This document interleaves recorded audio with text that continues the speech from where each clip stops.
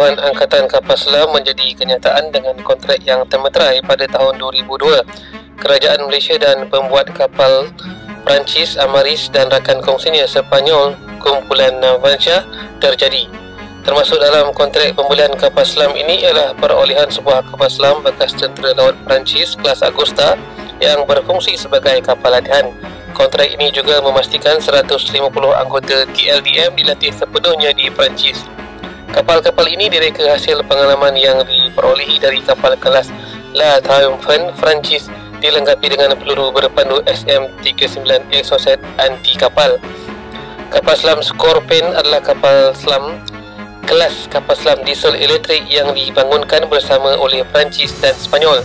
Malaysia telah mengoperasikan dua buah kapal selam kelas ini yang juga dikenali sebagai kelas Perdana Menteri, dan kedua-dua kapal selam ini dikenali dengan nama KD Tunku Abdul Rahman dan KD Tun Razak. Kapal selam ini mampu untuk menjalankan pelbagai misi seperti peperangan anti permukaan, anti kapal selam, operasi khusus dan pengumpulan risikan.